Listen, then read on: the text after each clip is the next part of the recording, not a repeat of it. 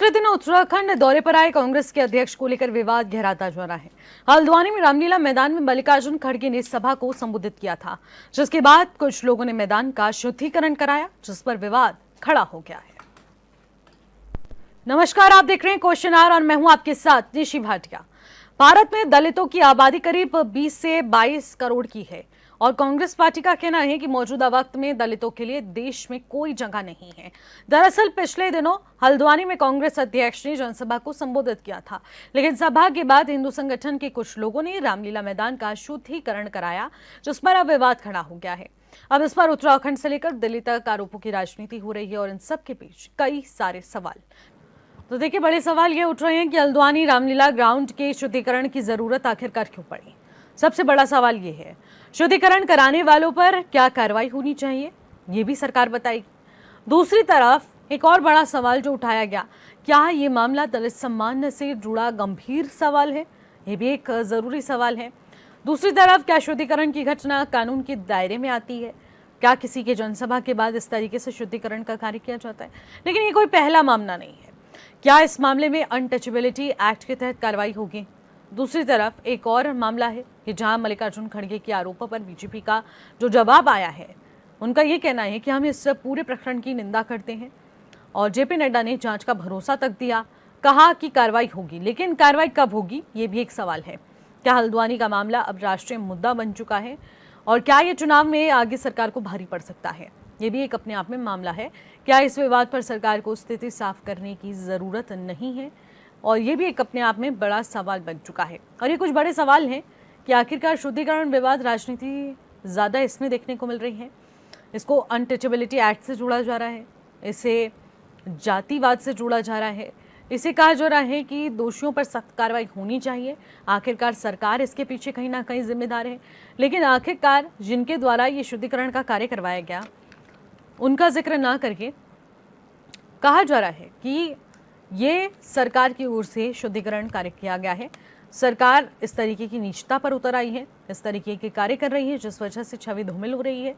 लेकिन समझिए ज़रा कि ये कोई पहला प्रकरण नहीं है। इससे पहले भी अखिलेश यादव के साथ ऐसा हो चुका है, उनकी जनसभा के बाद भी शुद्धिकरण का कार्य किया गया। लेकिन जब श्री राम सेना धर्मार्थ सेवा न्यास ने ये शुद्धिकरण का कार्य किया तो उनका इसके पीछे जो कारण रहा, उन्होंने स्पष्ट करने की भी कोशिश की। उन्होंने कहा कि वहाँ से इस्लामिक रिलेटेड नारे लगाए गए थे, इस्लामिक से जुड़े भाषण दिए गए, इस्लामिक से जुड़े नारे लगाए गए, माहौल क्रिएट किया गया, जिस वजह से कहीं ना कहीं ये जो रामलीला मैदान था वो कहीं ना कहीं इस वजह से अशुद्ध होता नजर आया, जिस वजह से हवन कराकर उसकी भूमि को शुद्ध किया गया, जिससे कि और जो पवित्र कार्यक्रम होने हैं, जो पवित्र, चाहे वो शादी से जुड़ा कार्यक्रम हो या फिर अन्य कार्यक्रम हो, उसमें वो शुद्धि के साथ कार्य किया जाए। तो इसलिए पहले हवन करवा दिया गया। आप जरा समझिए कि श्री राम सेना धर्मार्थ सेवा न्यास ने शुद्धिकरण जो किया है, उसके बाद जो राजनीति हो रही वो आखिरकार कहाँ जाकर रुकेगी, क्योंकि दिल्ली के सदन तक तो पहुंच चुकी है, सबसे बड़ा केंद्र का मुद्दा बन चुका है और केंद्र में आ भी चुका है। तो देखिए, अब कांग्रेस अध्यक्ष के जाने के बाद ये शुद्धिकरण का जो मामला सामने आया, कांग्रेस लगातार इसके खिलाफ है। कांग्रेस प्रदेश में धरना दे रही है, प्रदेश में पुतले दहन किए जा रहे हैं सरकार के खिलाफ, लेकिन ये मामला जब सदन तक पहुंचा तो ये मामला केंद्र में आ गया है। और ये केंद्र में आने के बाद मामला कितना तूल पकड़ेगा, इस पर आज हम बातचीत करते हैं। और बातचीत के लिए हमारे साथ कुछ खास मेहमान जुड़े हैं। सीधे रब करते हैं आज के हमारे खास पैनलिस्ट का। हमारे साथ प्रभा पदुनी जुड़ी है लाइव इस वक्त, और आशीष नौटियाल कांग्रेस पार्टी के नेता हैं, वो भी इस वक्त हमारे साथ स्टूडियो से जुड़े हैं। अंकेश भंडारी यूकेटी के प्रवक्ता हमारे साथ स्टूडियो से जुड़े हैं। लक्ष्मी बेश वरिष्ठ पत्रकार हैं, वो भी हमारे साथ इस वक्त स्टूडियो से जुड़ी हैं। आप सभी का मैं स्वागत करूंगी। चर्चा की शुरुआत करते हैं। सबसे पहले आशीष जी आपसे, आखिरकार क्यों इतना रोष? देखिए निशी जी, मुझे नहीं लगता कि ये रोष की बात नहीं है। इसमें भी अगर रोष नहीं होगा तो किस चीज में होगा। ऐसे कौन से नारे लग गए वहाँ पे जिन नारों के लगने से जमीन अशुद्ध हो गई और उसे शुद्ध करना पड़ेगा, बताएं।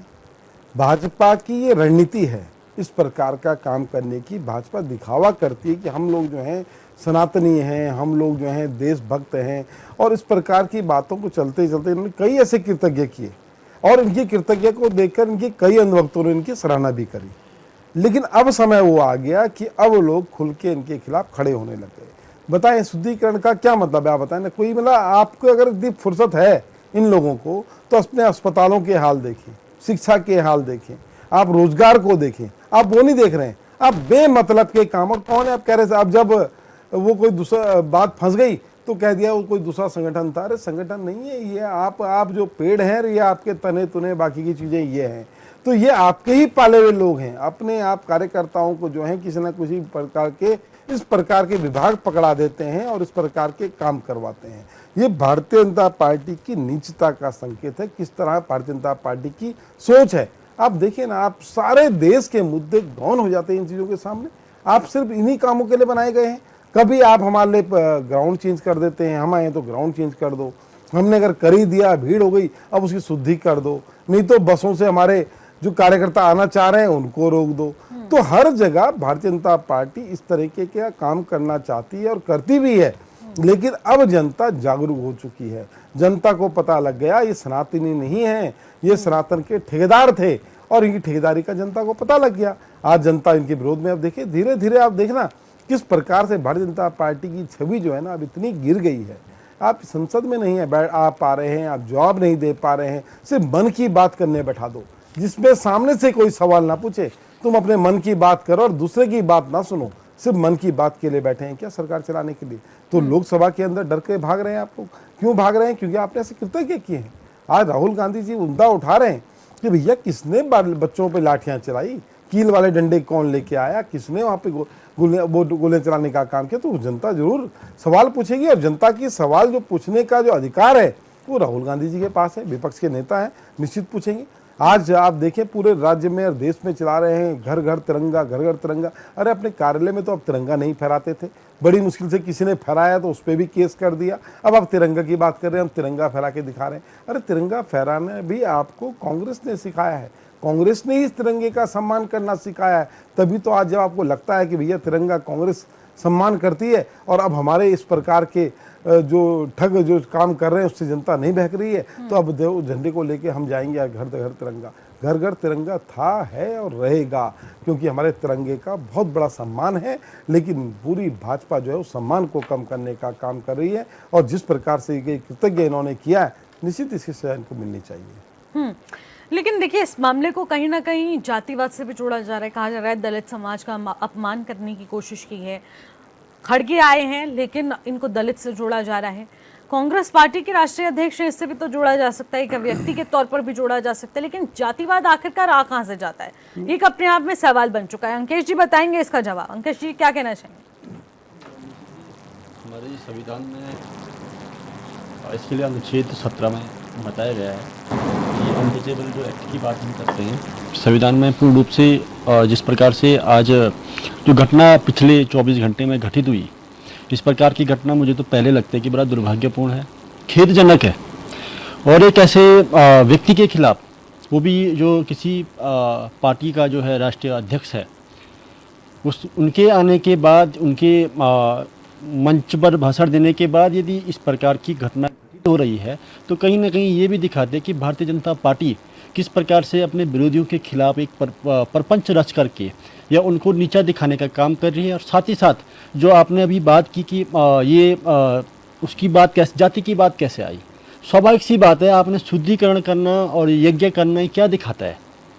तो कहीं ना कहीं मन में एक चीज़ तो स्वयं से आ जाएगी, यदि किसी व्यक्ति के द्वारा वहाँ पर बोला गया है और वो भी उस समाज से आता है जिस समाज की जो है कई लंबे अरसों तक आपने जो है उस समाज को दबाने का, कुचलने का काम किया, उस समाज की आवाज़ को जो है अनसुना करने का काम किया। और संविधान ने जब उस समाज को आवाज़ देने का काम किया है, एक व्यक्ति उस तबके से उठ करके किसी पार्टी का जो है अध्यक्ष पद तक पहुंचता है या फिर जनता की या अपने वर्ग का आवाज़ बनने का, देखिए सरकार कहाँ से जिम्मेदार है? ये तो सरकार यदि जिम्मेदार नहीं है तो सरकार ने एक्शन क्यों नहीं लिया? निश्चित लेकिन सबसे वहाँ बड़ा जो कुछ प्रश्न तो लोग ये बैठे है हैं जो क्या, बार बार तस्वीरों में भी दिखा रहे हैं, उनमें से कहाँ से कोई बीजेपी का देखिए नेता कार्यकर्ता मैं नजर आ ये रहा है? नहीं कह रहा हूँ कि बीजेपी का कार्यकर्ता वो है। देखिए तस्वीर देखिए। देखिए बीजेपी का कार्यकर्ता, मैंने ये नहीं कहा कि बीजेपी का कार्यकर्ता है, लेकिन यदि कोई इस प्रकार का सांगठनिक संगठन है जो उस पार्टी से या उस विचार से अपना एक मत रखता है, उस विचारधारा के प्रति एक अपना जो है संवेदना रखता है, तो उस पर क्यों नहीं उस पार्टी जिस ठीक पार्टी है। के प्रति वो ठीक संवेदना है। रखता है उस पार्टी के द्वारा क्यों नहीं एक्शन लिया गया,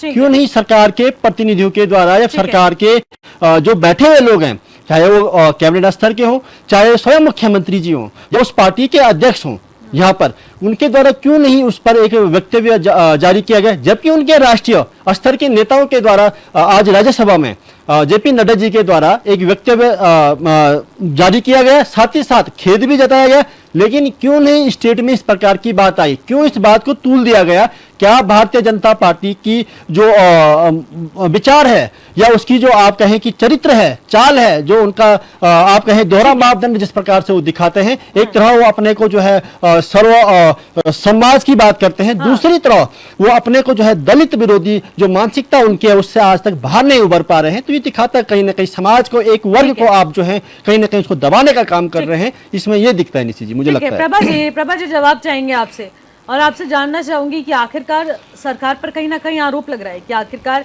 जब मल्लिकार्जुन खड़गे आते हैं, राष्ट्रीय अध्यक्ष आ रहे हैं कांग्रेस के, पहले तो कांग्रेस के कार्यकर्ताओं को वहां जाने से रोका गया, पुलिस के द्वारा उनकी जो गाड़ियां आ रही थी उनको रोका गया, कार्यकर्ताओं को रोका गया, उस मैदान तक पहुंचने तक नहीं दिया गया जहां सभा हो रही थी। दूसरी तरफ जब खड़गे ने अपना संबोधन दिया, वहां पर सभी ने सुना, उसके बाद जब खड़गे वहां से 2 दिन के अपने दौरे के बाद वापस लौटे, तो शुद्धिकरण का कार्य क्यों कराया गया? कौन है वो लोग?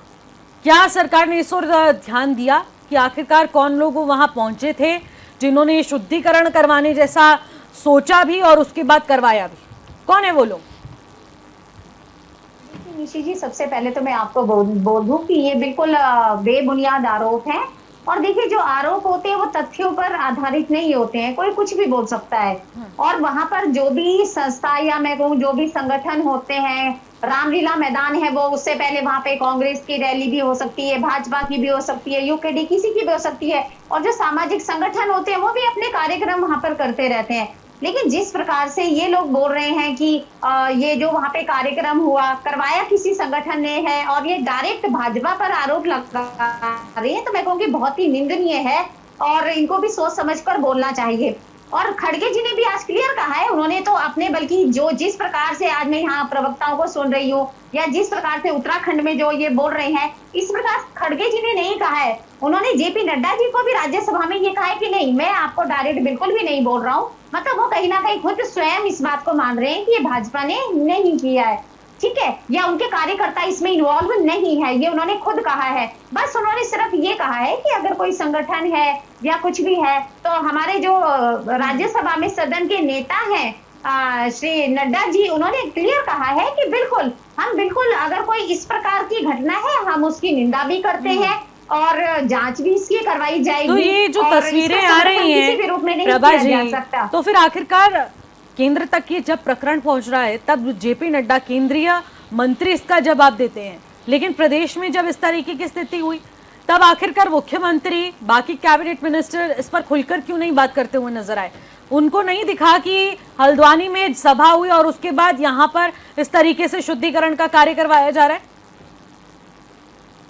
नहीं, देखिए निशी जी, जो ये शुद्धिकरण कह रहे हैं ये एक संस्था का अपना स्वयं का कार्यक्रम है, ये कोई शुद्धिकरण नहीं है। इसको केवल, अगर अब मैं विपक्ष पर आ जाऊं, ये नाम उसको खुद दे रहे हैं क्योंकि आज हमें पता है इनके पास कोई मुद्दे नहीं है और ये केवल एक मुद्दों की तलाश में रहते हैं कि हमें कहीं से कोई चीज मिल जाए, उसी के ये है। और अभी जो मैं कांग्रेस के प्रवक्ता वो भी सुन रही थी, तो आप ये देख लीजिए, उनको इस मुद्दे से नहीं, वो कभी मोदी जी के मन की बात के में आ जाते हैं कि मोदी जी मन की बात कह रहे थे, कभी वो आरोप लगाते हैं। तो अगर मैं इनको कहूँ कि ये कहते हैं हमारे लिए, तो खड़गे जी ने तो ऐसे भी बयान दिया था कि अगर रास्ते में किसी को सांप मिले, एक तरफ भाजपा का कार्यकर्ता हो या आरएसएस का हो, तो आप सांप को छोड़ दो, पहले इनको मार दो। तो क्या ये बयान एक राष्ट्रीय अध्यक्ष को शोभा देते हैं?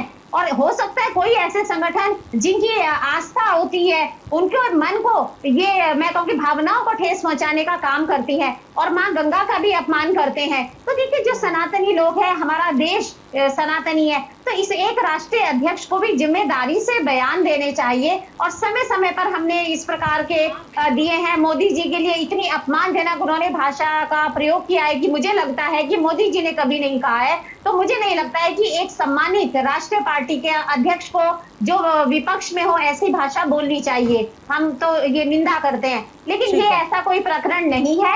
इसको बेफालतू में कांग्रेस इसलिए राज्य में टूट दे रही है कि इनके पास मुद्दे नहीं है, लेकिन स्वयं खड़गे जी ने इसको निराधार बताया है। सिर्फ उन्होंने ये कहा है कि इसकी जांच करवाइए, उसके लिए हम तैयार हैं। हाँ, तो देखते हैं कि आखिरकार जांच होती है और आखिरकार किस दायरे में जांच होगी और आखिरकार ये किस कानूनी प्रावधान में आएगा, अनटचेबिलिटी एक्ट के अंदर आएगा या फिर किस प्रावधान के अंदर लाकर कानूनन कार्रवाई की जाएगी। इस पर हम आगे बातचीत करेंगे और लक्ष्मी जी से इसका जवाब भी लेंगे। फिलहाल एक छोटे से ब्रेक का वक्त हो चुका है, ब्रेक के बाद जो लौटेंगे आप सब बने रहिए। ब्रेक के बाद एक बार फिर से आपका स्वागत करते हैं। आज हमारी खास डिबेट चल रही है क्वेश्चन आवर शुद्धिकरण पर, सियासत पर, और आखिरकार शुद्धिकरण पर जो सियासत चल रही है वो अब सदन तक पहुंच चुकी है, मुख्य केंद्र तक पहुंच चुकी है और ये मुद्दा सिर्फ और सिर्फ उत्तराखंड का नहीं रहा, अब ये पूरे देश का मुद्दा बन चुका है। लेकिन वाकई में क्या ये मुद्दा है भी, इस पर हम लोग चर्चा कर रहे हैं। सीधे रुख करते हैं हमारे पैनलिस्ट का, लगातार हमारे साथ बने हुए हैं। सीधे रुख करेंगे लक्ष्मी जी का। लक्ष्मी जी, आखिरकार ये मामला क्या किसी धर्म या जाति से जुड़ा हुआ है जिसे कहा जा रहा है दलित अपमान किया गया है? निशी, एक इस टॉपिक पे बात करने से पहले मैं तुम्हें एक छोटी सी कहानी सुनाती हूँ। कहानी क्या, रियलिटी है कि मेरी एक फ्रेंड है और 4-5 साल पहले की बात मैं बताऊं तो वो कहीं कार्यक्रम अधिकारी, मतलब ठीक ठाक पोस्ट पे थी, तो वो यहाँ से किसी गांव में गई। तो वो क्योंकि SC/ST थी तो वो किसी गांव में गई, तो उसके साथ जो उससे जूनियर लोग थे उन्होंने उसको ठहराने की व्यवस्था जो करी तो उन्हीं लोगों के यहाँ करी, और वो जो खुद जो रहे तो वो दूसरे जो उनके बरादरी के होंगे वहाँ पे रही। तो जब वो मेरे पास वापस आई तो वो बड़ी परेशान सी रो रही थी। मैंने कहा क्या हो गया, ऐसा क्या है? तो वो कहने लगी कि इन्होंने मेरे साथ ऐसा ऐसा किया है और देखिए आज मैं इस पद पे हूँ, पढ़े लिख के आगे आई हूँ, अपनी काबिलियत के दम पे यहाँ पे हूँ, उसके बाद भी अगर मेरे साथ भेदभाव हो रहा है। तो निशी मैं बताऊँ कि उसके कुछ टाइम बाद मैंने बात की तो उसने जो है धर्म परिवर्तन कर दिया, ईसाई धर्म में वो चली गई। तो मैंने यही पूछा कि ऐसा क्यों किया आपने, अपना धर्म छोड़ के आप क्यों जा रहे हो? तो मैं बताना चाहूँगी कि हमारे अभी भी, हमारे मैं अपनी बात कर रही हूँ, गढ़वाल में और कुमाऊँ में जो है ये प्रथा अभी भी चल रही है। ये तो देश की बात हो रही है, ये तो एक बहुत बड़ा समाज है और उसकी बात हो रही है। लेकिन मेरा जो मानना है, लोकतंत्र में जो है सब बराबर है, और अगर ऐसे ही चलता रहा तो इनकी मानसिकता अगर हमारी ऐसी रही तो कभी देश नहीं ऊपर उठ पाएगा। अगर जिन्होंने भी ये किया है, मैं तो सरकार से कहूँगी, क्योंकि जो अभी बयान सामने आए थे उन्होंने कहा था कि हम लोग इसकी निंदा करते हैं। वाकई में मुझे लगता है कि बिल्कुल इन चीज़ों की निंदा होनी चाहिए और सरकार को इस पे ज़रूर कार्रवाई करनी चाहिए। इस टाइप के लोगों के, वो किसी भी संगठन के हों या किसी भी धर्म के हों या किसी भी जाति के हों, लेकिन इस तरीके से जो वैबन्य हमारे यहाँ पे फैला रहे हैं उन लोगों के लिए मैं समझती हूँ कि हमारे यहाँ कोई जगह नहीं होनी चाहिए। और ये सरासर एक पार्टी का बड़ा लीडर आ रहा है भाई, उनको लोकतंत्र में उनको अपनी बात रखने का अधिकार है। अब कांग्रेस को अगर हम बोले कि ये सारे ही इस टाइप के हैं तो ये मानने वाली बात है भाई। इतने साल हमने लोगों को देखा है, वो कांग्रेस में भी थे, बीजेपी में भी थे, सब मिलजुल के रहे, ऐसा कोई नहीं है। लोकतंत्र में ये सब चीज़ें जो बात उठती है, ये कुछ लोगों की गलती से पूरा समाज अपमानित होता है, मैं ये कहना चाहूँगी। तो ये सब जो इस तरीके के जो लोग शुरुआत भी कर रहे हैं और राजनीति आज इन चीज़ों पे हो रही है, तो इसको बिल्कुल मैं हमारे यहाँ बीजेपी के बैठे हैं मैडम, तो इस चीज़ को जो है जड़ से ख़त्म करना जरूरी है और उस पर बिल्कुल जांच बैठाइए कि कहाँ से शुरू हुआ और क्यों हुआ। इस तरीके से अगर आप करोगे तो लोकतंत्र में क्या बचेगा? तो ये सवाल अपने आप में ही पैदा होता है कि अभी भी हमारे समाज में कहाँ हम चांद पे पहुंच गए, कहाँ पहुंच गए, और उसके बावजूद भी आज कुछ लोगों की मानसिकता अगर ऐसी है कि शुद्धिकरण किसी, लेकिन उन्होंने कहा किसी जाति, धर्म या फिर इस चीज को ध्यान में रखते तो शुद्धिकरण किस चीज का था? तो कहा गया कि वहां से इस्लामिक नारे लगाए गए, इस्लामिक भाषण दिए गए और इस्लामिक समर्थित बातें कही गई, जिस वजह से ऐसा लगा कि माहौल काफी ज्यादा अशुद्ध हो चुका है, जिसका शुद्धिकरण करना नहीं, जरूरी हो गया उसके था। बावजूद क्या भी- वाकई में ये मुद्दा है भी नहीं। या फिर सिर्फ एक नैरेटिव और एक हवा हवाई बातें हैं? देखिए, मैं बोलती हूँ कि अगर मुद्दा है भी तो इसको भी इस पे भी कार्रवाई होनी चाहिए। अगर किसी ने गलत यहाँ पे रह के और गलत नारेबाजी करी है, देशद्रोही का काम किया, तो उन पे भी देशद्रोह का मुकदमा दर्ज कीजिए, उनको भी सलाखों के पीछे पहुंचाइए। और अगर किसी ने इस तरीके के ये हवन और ये सब शुद्धिकरण के लिए किसी को गलत तरीके से किया है तो उन पे भी कड़ी से कड़ी कार्रवाई होनी बहुत जरूरी है।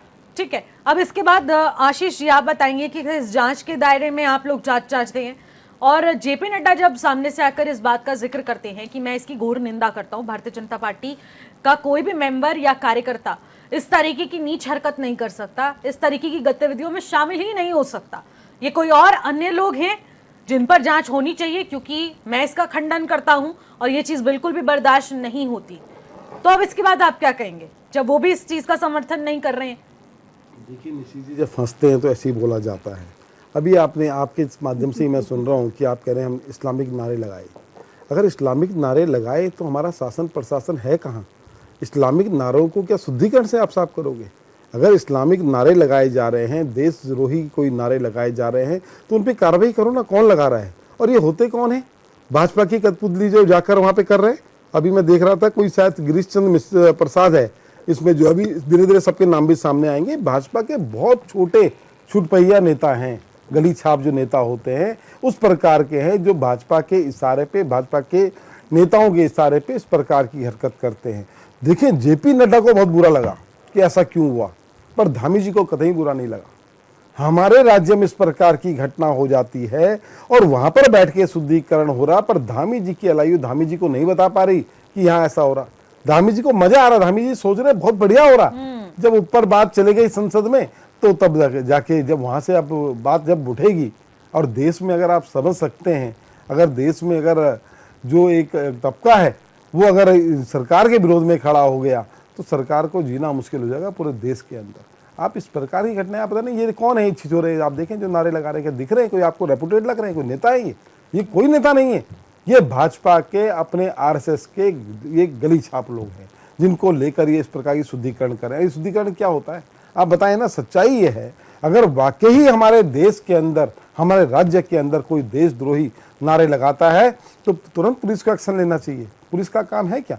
सरकार को एक्शन लेना चाहिए। आपकी एलआईयू कहाँ थी? आप देख लेते कौन कौन नारे लगा रहा, उनकी तुरंत आप वीडियो बनाएं। जो देशद्रोही नारे लगा रहे हैं उनको गिरफ्तार करें। देशद्रोह तो पसंद ही नहीं है किसी को, मुझे लगता नहीं कि कोई भी बोलेगा देशद्रोही का समर्थन करेंगे।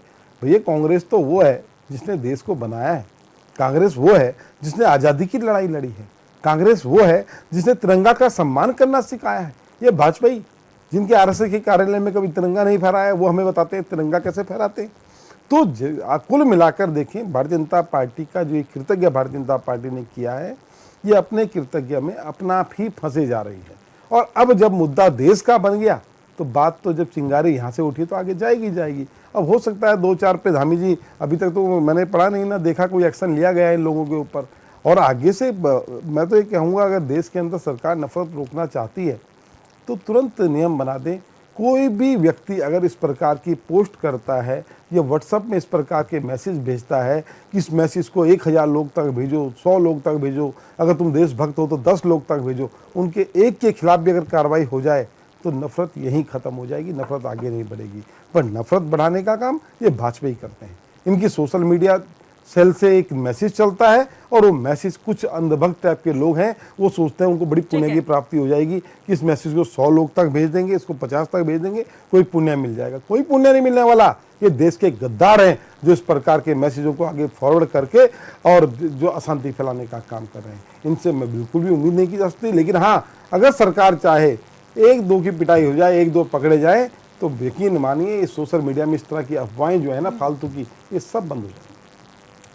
क्या जवाब देना चाहेंगे प्रभात जी? आखिरकार जैसा कि नौटियाल जी कह रहे हैं, इस्लामिक नारे लगे हैं, इस तरीके के शब्दों का इस्तेमाल किया गया और इसके पीछे का रीजन ये जस्टिफाई किया जा रहा है। अगर इस्लामिक नारे लगे ही हैं और इस्लामिक समर्थन भाषण का भी इस्तेमाल किया गया है, तो आखिरकार पुलिस प्रशासन वहां मौजूद होकर कर क्या रहा था? उन लोगों को धर दबोचा क्यों नहीं गया? उन पर कार्रवाई क्यों नहीं की गई? उन्हें जेल में बंद क्यों नहीं किया गया? क्या ये सिर्फ शुद्धिकरण कर देने मात्र से इस्लामिक नारों का बहिष्कार हो जाएगा? इस्लामिक नारों से जो एक वातावरण क्रिएट हुआ होगा, क्या उससे वो सब चीजें खत्म हो जाएंगी? प्रशासन का काम अब शुद्धिकरण निशि जी, पंडित करेंगे। मैं सबसे पहले तो आपको ये बताना चाहूंगी कि जो भी ये बीज बोया गया है, ये कांग्रेस का बीज बोया गया है। अभी मैं इनको सुन रही थी, ये कह रहे थे कि हमेशा इनका एक ही सेंटेंस रहता है कि कांग्रेस ने आजादी दिलाई, कांग्रेस ने ये करा। तो मुझे लगता है ये तो वो पार्टी है जिन लोगों ने क्रांतिकारियों को भी आज दरकिनार कर दिया है। भगत सिंह, राजगुरु, सुखदेव, वो बेचारे फांसी के फंदे पर चढ़ गए और सत्ता की मलाई चाटने के लिए ये कांग्रेस पार्टी आ गई। और जब इनको शुरू में कौन सी पार्टी थी आप ये बताइए? सभी लोग, कांग्रेस का मतलब कोई पार्टी तो था नहीं, एक अधिवेशन था जहां सारे बड़े बड़े नेता देश की आजादी के लिए इकट्ठे होते थे। लेकिन जब देश आजाद हुआ, जो नेहरू से ये शुरू हुआ है खानदान, और आगे से इन्हीं का परिवारवाद उसके साथ जुड़ते गए चमचे, और आज ये पार्टी यहाँ तक पहुंच गई है। तो मुझे लगता है अभी एक इन्होंने वर्ड और कहा, तबका खड़ा हो जाएगा। कौन सा तबका? निशि जी ये भूल गए हैं, जो ये शुद्धिकरण बोल रहे हैं उसमें उसी समाज के लोग भी शामिल हैं। इन्होंने शायद ढंग से देखा नहीं है, उसमें अनुसूचित समाज के लोग भी शामिल है, उसमें सारे हिंदू समाज के लोग हैं, हिंदू ही संगठन है। पर बाजी इतना पता है तो पकड़ लो आप उसको, पकड़ते क्यों नहीं हो? काम है, वो परिवार बता रहे हो मैं आप, और अगर इन्होंने वो परिवार बता रहे हो, उन्हें पकड़ क्यों नहीं रहे? अरे कितना झूठ बोलोगे? अरे प्रभा जी, आपका काम सिर्फ झूठ बोलना है। आप मतलब आप उनको पहचान रहे हो, वो समाज वाले लोग हैं, पर उस पर कार्रवाई नहीं करोगे। नड्डा जी बोलेंगे तब आप बोलोगे। आपको कार्रवाई करनी चाहिए थी, क्यों कार्रवाई नहीं हुई? क्यों डर रहे हैं? वो है कौन? झूठ बोल रहे हैं, वो आपके अपने लोग हैं, इसलिए आप उन पे कार्रवाई नहीं कर रहे हैं। अगर बाहर के होते तो आज तक गिरफ्तार हो चुके होते। लाखों लोगों ने अपने को शहीद कर दिया, उनकी जानें चली गई, लेकिन इनको कोई फर्क नहीं पड़ा। देश के आजाद होने के बाद इन्होंने तुष्टीकरण की नीति अपनाई, तब इन्होंने वही काम करा। और आज समाज को बांटने का काम वो भी यही लोग कर रहे हैं। तो प्रभा जी, आप कर क्या रहे हैं? आप कर क्या रहे हैं? सब कुछ हम ही कर रहे हैं, आप कर क्या रहे हैं? किस चीज की सरकार चला रहे हैं आप? कि सबका साथ, सबका विकास, सबका विश्वास, सबका विनाश बोलो, विनाश कर रहे हो आप सबका। कांग्रेस ने क्या करा? कांग्रेस ने केवल कांग्रेस ने आपको पढ़ा लिखा लिया, जो आज बोल पा रहे हैं, कांग्रेस की वजह से बोल पा रहे हैं। कांग्रेस ने ये किया, कांग्रेस ने आपका इलाज करवाया, कांग्रेस ने आपको अस्पताल दिए। क्यों भूल जाते हैं आप? अगर आप 2014 के बाद पैदा नहीं हुए, आप 2014 के बाद के नहीं है, हमारी देश की बड़ी 2014 बड़ी से पहले के संपत्तियां हैं, वो सारी की सारी इन्होंने वक्फ बोर्ड को बेच दी। बस यही बातें करो आप, फंसने वाले वापस आओ, खत्म करो ये सब बातें फालतू की। तो मेरे को ये कहना है कि झूठ ना बोले। प्रभा जी, झूठे तो आप हैं, झूठ हम क्या बोलेंगे? झूठे आप हैं। तो प्रभा जी, हमारे प्रधानमंत्री की वापस कोशिश आ जाए, करते हैं, उसमें नाम आ जाएगा जोड़ने चर्चा का को। काम करते हैं। आप हमेशा समाज को तोड़ने का काम करते और हैं, आप रहे काम हम करते और हैं। जब भी इनसे बात होती है ये मुद्दे की बात नहीं करते हैं। प्रभा जी जरा सुनिए, इस तरीके से चर्चा नहीं होती। और आप जैसे कि इस पूरे मुद्दे को ही डिरेल कर रही हैं। कहाँ आप जुड़ रही हैं वक्फ बोर्ड की संपत्तियों तक? ऐसा कुछ भी नहीं। अभी आप फिलहाल इस सवाल पर आइए, जिस सवाल का मैं आपसे जवाब चाह रही हूं कि अगर इस्लामिक नारे लगे हैं और वो लोग लगातार प्रदर्शन कर रहे हैं और उसके बाद यहाँ पर शुद्धिकरण जैसा कार्य किया जाता है, तो उन लोगों को अभी तक धर दबोचा क्यों नहीं है? क्या इंतजार किया जा रहा था कि ये मुद्दा इतना उग्र हो, प्रदेश में इतना मुद्दा इसको गरमाया जाए, जहां पर तस्वीरें लेकर, इस तरीके से पुतले लेकर उन्हें चप्पलों से पीटा जा रहा है, शव यात्रा निकाली जा रही है, पुतले फूके जा रहे हैं? क्या इस चीज का इंतजार कर रहे थे? क्या इस चीज का इंतजार कर रहे थे कि सदन में जेपी नड्डा सीएम धामी की बजाय वहां पर अभिभाषण दें और अपनी इस चीज की निंदा करें? किस चीज का इंतजार कर रहे हैं आप? पकड़ क्यों नहीं रहे हैं? तस्वीरें हमारे पास आ चुकी हैं। नहीं, आपको मैंने पहले ही बता दिया है कि जांच इसकी चल रही है कि वो कौन संस्था थी, कौन संगठन थे। लेकिन आप कांग्रेस को ही लोगों को सुन रहे हैं, वो तो मानने को तैयार नहीं है। वो तो कह रहे हैं कि ये भाजपा वाले हैं, भाजपा के गुंडे हैं, ऐसी भाषा ये बोलेंगे और बदले में ये सोचेंगे कि हम इनको बहुत ही विनम्र भाव से इनको जवाब देंगे, तो ये तो होगा नहीं। पहले आप आरोप लगा रहे हैं, जांच चल रही है, तो आप उसकी रिपोर्ट तो आने दीजिए ना। कभी आप कहते हैं कि ये लोग तोड़ने का काम करते हैं, प्रभा जी, ये वहीं के आसपास के लोग हैं जिनको आप आसानी से पकड़ सकते हैं, आसानी से जांच हो सकती है। इतनी बड़ी हमारी उत्तराखंड पुलिस है, लगातार उनका पूरा एरिया है, वो लगातार इस पर गश्त करते हैं। उन्हें जब ये पता होता है कि ये कांग्रेस कार्यकर्ता नहीं कोई और हैं जो कि इस सभा में पहुंच रहे हैं, माहौल बिगाड़ने की कोशिश करेंगे, इसलिए पहले ही रोक लेते हैं?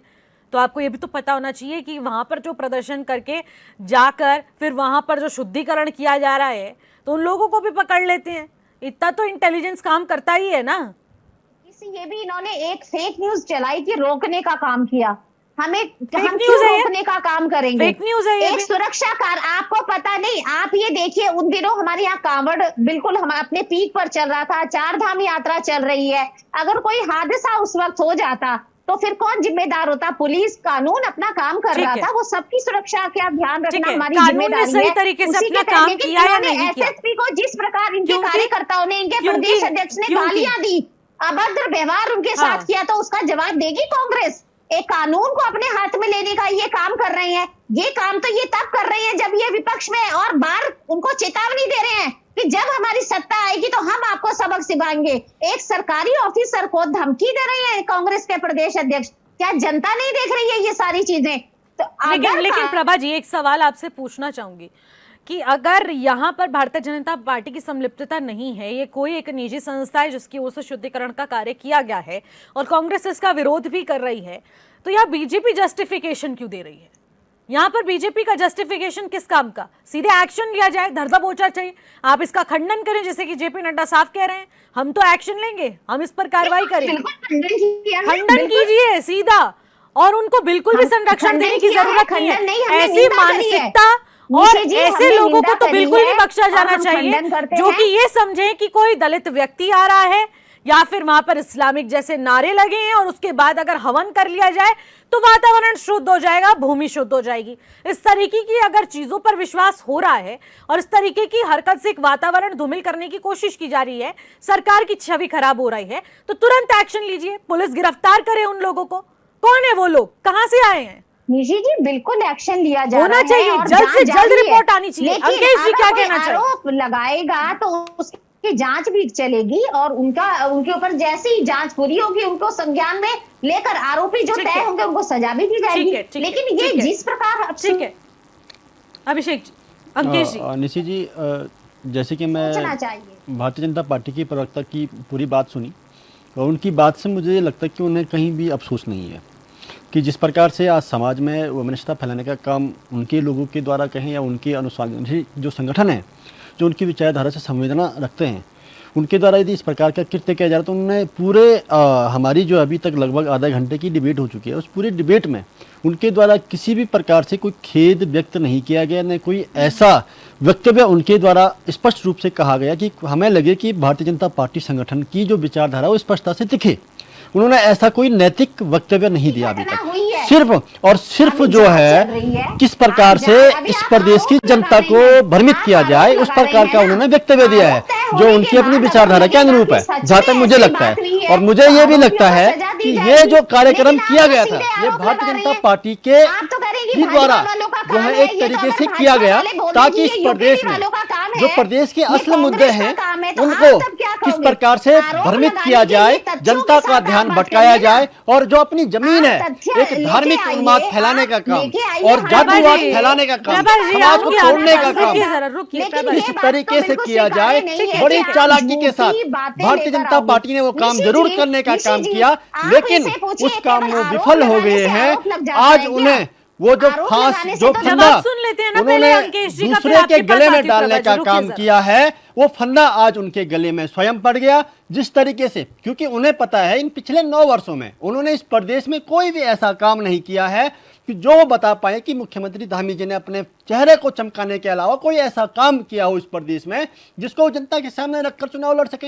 यदि भैया आपने कुछ काम किया तो आप अपने काम के दम पर इस प्रदेश में चुनाव लड़ने का मुद्दा रखिए ना। आप क्यों इस प्रकार के जो है समय समय पर कभी जो है लव जिहाद, कभी थूक जिहाद, कभी जो है जो इस प्रकार के जो सामाजिक द्वेष की भावनाएं, कभी जो है अर्बन नक्सलिस्ट आप कह देते हैं, कभी जो है आप इस प्रकार की जो बातें आ रही हैं आज जो है आपने एक जातिवादी जहर इस समाज में घोलने का काम किया है। तो कहीं ना कहीं इससे ये लगता है कि आप इस प्रदेश के जो लोग हैं जो यहाँ के मूल निवासी हैं उनको आप बर्गलित करने का काम कर रहे हैं। उनको जो है सामाजिक जो एक सद्भाव है, जो एक सौहार्द प्रेम इस प्रदेश के उसमें है, वो उसको आप कहीं ना कहीं दूषित करने का काम कर रहे हैं। और दूषित इसलिए कर रहे हैं क्योंकि आपको पता है कि हमने इन 10 वर्षों में इस प्रदेश में कुछ नहीं किया है और हमारे पास कोई ऐसा मुद्दा नहीं है कि जो हम बता पाएं कि हमने शिक्षा में क्या काम किया, हमने स्वास्थ्य व्यवस्थाओं में क्या काम किया, हमने सड़कों में क्या काम किया। आज देखिए निशी जी, पिछले 2 दिन पहले मैं किसी चैनल में बैठा था, वहाँ पर जो है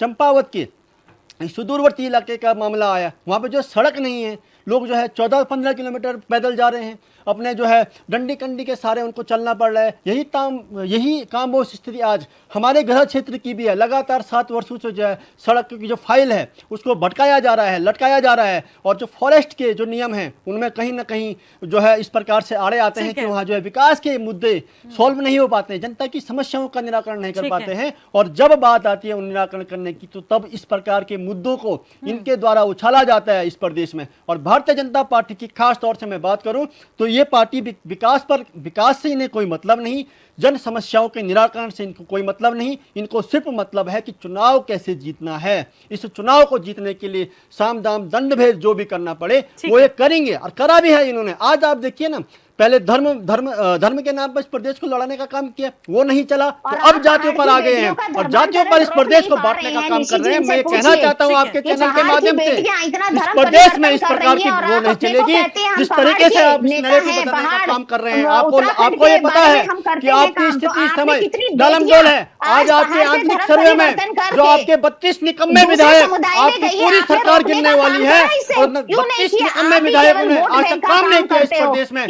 आज आपका आंतरिक सर्वे चिक बता रहा है, चिक कर बता रहा है, आपका जो सर्वे है वो खुद बता रहा है कि हमारी सरकार कितनी निकम्मी हो चुकी है, हमारे विधायकों ने कोई काम नहीं किया है और हमारे जो मंत्री हैं, जो आपके 12 कैबिनेट मिनिस्टर हैं, वो भी हारने वाले हैं। स्वयं आपके मुख्यमंत्री जो है लगातार 25 सीटों में अपनी सुरक्षित सीट ढूंढने में लगे हुए हैं और उन्हें अपनी सुरक्षित सीट नहीं मिल पा रही है। एक बड़ा दुर्भाग्य है। किस प्रकार से आप चुनाव लड़ने की बात कर रहे हैं, जनता आपको बताएगी 27 में आने वाले चुनाव में। निश्चित रूप से कहना चाहता हूँ प्रदेश की जनता समझ रही है आपके दोगले झूठ को। रुकिए प्रभा जी, रुक जाइए, ब्रेक लगाइए। उत्तराखंड में रहने वाला पहाड़ का कोई और है, मैदानी मूल का कोई और है। ये कौन सी सामाजिक ये पहाड़ और मैदान की बात आप करते हैं। हमारे लिए पूरा उत्तराखंड एक पहाड़ी पर्वतीय राज्य है और हम तरह तरह की बात करते हैं, चाहे वो मेरा नारसूल हो, चाहे माणा हो, चाहे मेरा आराकोट हो, चाहे अस्कोट हो।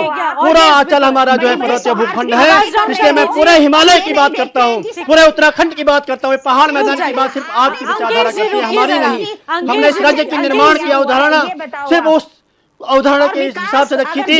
ये पर्वतीय भूखंड है, इसलिए हम लड़े। किसी पार्टी में नहीं हुआ है, ये भी आपको समझना पड़ेगा। और तीसरी बात लोगों का विश्वास भारतीय जनता पार्टी में। 27 में आपको दिख जाएगा लोगों का भरोसा किस पर है। पैसों के दम पर चुनाव जीतना आसान है, लेकिन जनभावनाओं पर चुनाव कीजिए। लक्ष्मी जी आपके पास आना चाहूंगी और मैं आपसे ये चीज जानना चाहूंगी, अब इस वक्त जिस तरीके की बहस चल रही है, क्या यही बहस हम लोग संसद में भी देख पा रहे हैं? लगातार संसद में जिन जिन मुद्दों पर चर्चा होनी चाहिए और जो प्रस्ताव पारित होकर सदन से बाहर निकलने चाहिए, क्या उन प्रस्तावों पर वाकई में सदन में जो एक एक दिन बेहद कीमती है, टैक्स पेयर का पैसा है, जनता का पैसा है, जनता की गाड़ी कमाई है, क्या उसका सही इस्तेमाल हो पा रहा है? जिस तरीके के विषयों को उठाया जा रहा है, पहले नीट एग्जाम, फिर उसके बाद अन्य प्रकार के मुद्दे वहां पर उठाए जा रहे हैं, तो आखिरकार क्या सही तरीके से सदन की कार्रवाई चल पा रही है? जानना चाहूंगी आपसे। आप तो पूरी तरीके से देख रही हैं पूरे सदन की कार्रवाई। निशी, देखिए बिल्कुल मैं इसको सही नहीं मानती हूँ, क्योंकि जब तक बात नहीं होगी, जब तक चर्चाएं नहीं होंगी, जब तक सदन में क्वेश्चन आंसर एक दूसरे से नहीं पूछे जाएंगे, तब तक हम लोग कुछ अच्छा देश के लिए दे ही नहीं सकते। क्योंकि सरकार की भी मजबूरी है, अगर सदन नहीं चलता है तो सरकार कुछ अच्छा भी करना चाहेगी तो कहाँ से करेगी। तो मेरा तो ये कहना है कि विपक्षी दलों से भी कि आप भी ठीक है, अपनी बात रखना उनका भी लोकतांत्रिक हक है और अधिकार है कि उनको अपनी बात रखनी है, लेकिन मैं ये चाहती हूँ कि भाई चर्चा हो, उनके सब्जेक्ट पे भी चर्चा हो और सरकार को भी उनकी बातें सुननी चाहिए। क्योंकि देखिए विपक्ष जब बोलेगा तब सदन में बात होती है, उनके जवाब उनको तसल्ली दीजिए, उनको सेटिस्फाई, जो भी उनके लीगल जो क्वेश्चंस होते हैं वो देने। लेकिन सदन ना चलना तो किसी प्रकार की का समाधान नहीं है कि हम सदन नहीं चलने देंगे, वो किसी प्रकार का कहीं से भी सदन वो नहीं है। लेकिन देखिए ये जो अभी आज हम मुद्दा के मुद्दे पर कांग्रेस वॉकआउट कर जाती है, बिल्कुल। झारखंड के मुद्दे पर बीजेपी वॉकआउट कर जाती है, तो आखिरकार सदन क्यों चल रहा है? और अगर आप कुल मिलाकर उठाएं और देखें कि एक दिन की सदन की कार्रवाई में कितना रुपए खर्च होता है, 15 करोड़ से ऊपर एक दिन के खर्च पर चल रहा है ये सदन। निश्चित वही मैं कह रही हूँ कि मजाक चल रहा है। इसमें जनता की गाड़ी कमाई है, जनता के भावना को कोई समझे, कौन कौन समझेगा जनता की भावनाओं को? आप तो दिल्ली में बैठ के भाई एक कह रहे हैं नहीं सदन चलेगा, दूसरे कह रहे हैं कि हमें काम नहीं करने दिया जा रहा है। लेकिन आपसी सरकार को चाहिए कि आपसी जो तालमेल बिठा के जो है वो कुछ ऐसा लेके आए जिससे देशवासियों का भला हो। अब आज का मुद्दा देखिए कि आज का ये कोई मुद्दा था निशी? आप खुद सोचिए कि 4 लोग वहां बैठे और उन्होंने हवन करा, तो सरकार इतनी आपकी इंटेलिजेंस है, कहां आपकी LIU है, कहां आपकी, अरे उठाइए उनको, वीडियो सामने आ रहा है, पकड़िए और बीजेपी और करिए उनको उन पे कार्रवाई जो करनी है। कोई मुद्दा ये भटकाने का कोई मतलब नहीं है भाई। इस राज्य में कितनी प्रॉब्लम चल रही है। दम था कि यहाँ से मुद्दा सीधा सदन तक पहुंच गया। मैं वही तो कह रही हूँ कि ये कोई मुद्दे नहीं है निशी, हमारे प्रदेश में इतने मुद्दे हैं, हमारे आपदा वाला प्रदेश है, हमारे यहाँ बेरोजगारों को देखिए आप, तो हम विकास की बात करके छोड़ के और इन बातों पे आ रहे हैं, तो ये समझ से बाहर है। ठीक है, तो देखिए बहुत सारे ऐसे सवाल हैं जिनका जवाब शायद इस चर्चा के जरिए जरूर मिला हो, क्योंकि आखिरकार जिस मुद्दे पर हम लोग इतनी बहस कर रहे हैं, ये मुद्दा है भी या नहीं, इसको भी समझने की उतनी जरूरत है। और क्या ये मुद्दा इतना ज्यादा संवेदनशील है, या हम इसको इतनी गंभीरता से ले रहे हैं कि हमें सदन तक इस मुद्दे को उठाना पड़ रहा है और उसमें चर्चा करने का मौका मिल रहा है, जहां पर जेपी नड्डा इस बात का जवाब भी देते हैं, मल्लिकार्जुन खड़गे खुलकर इसका जवाब देते हैं। लेकिन प्रधानमंत्री नरेंद्र मोदी से प्रियंका गांधी कहती हैं कि उन्हें माफी मांगनी चाहिए। क्या वाकई में यह मुद्दा इतना बड़ा है और अभी तक पुष्कर सिंह धामी इस पर खुलकर क्यों नहीं बोलते हुए नजर आए? इस पर भी विचार करने की उतनी जरूरत है। माफी चाहूंगी, समय की कमी है, चर्चा को यहीं पर समाप्त करते हैं। बहुत बहुत शुक्रिया आप सभी का हमारे साथ जुड़ने के लिए। तो देखिए आखिरकार ये सियासत कहां से कहां तक जाएगी। फिलहाल तो 2027 में विधानसभा चुनाव होने वाले हैं। राजनीतिक पार्टियों के वरिष्ठ से ज्यादा नेता अब सीधे राज्य का रुख कर रहे हैं, चुनावी सभाओं को कर रहे हैं। लेकिन इस तरीके की घटना अगर सामने आती है तो इसकी निंदा करते हुए किस दायरे में कार्रवाई होगी, ये भी देखने वाला सवाल रहेगा। फिलहाल मुझे दीजिएगा इजाजत, नमस्कार।